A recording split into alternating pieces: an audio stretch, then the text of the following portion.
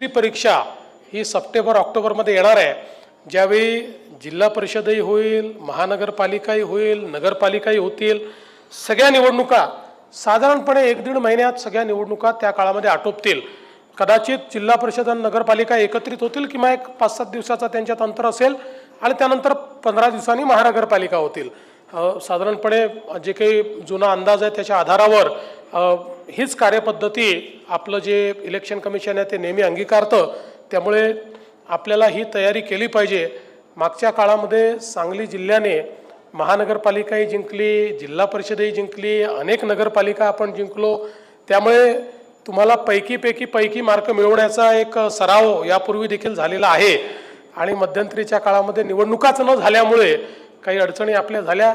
ही गोष्ट खरी आहे की लोकसभेमध्ये आपल्याला पाहिजे ते यश मिळू शकलं नाही, पण आपल्याला सगळ्यांना माहिती आहे, त्याची कारणं देखील आपल्याला माहिती आहे. त्यामुळे ती कारणं जाणून घेऊनच आपण विधानसभेची तयारी केली आणि तयारी केल्यावर आपण काय करू शकतो हे आपल्याला या ठिकाणी निश्चितपणे पाहायला मिळालेलं आहे. म्हणून माझी आपल्याला विनंती आहे की आता महानगरपालिका, जिल्हा परिषद आणि नगरपालिका, नगरपंचायती याच्या निवडणुकीची तयारी जोरात करायची आहे. पूर्ण ताकदीनं आपल्याला लढायचं आहे. सगळ्या स्थानिक स्वराज्य संस्था या आपल्याला निवडून आणायच्या आहेत. कारण सरकार तेव्हाच काम करू शकतं जेव्हा स्थानिक स्वराज्य संस्था ही त्याच्याशी अलाईन असते. नाहीतर मग ती अलाईन नसली तर दिलेला पैसा कुठे जातो हे लक्षात येत नाही. तिथे अजून ते 4 भानगडी करतात, त्यातनं अजून विकासाला कुठेतरी खीळ बसते.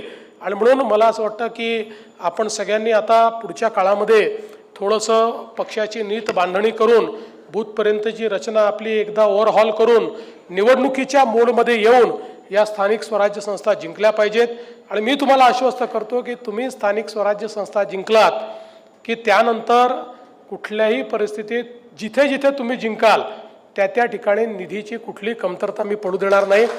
मोठ्या प्रमाणात शासनाकडनं विकास कामं आपण त्या ठिकाणी करू आणि एक परिवर्तन घडवण्याचं काम आपण करू.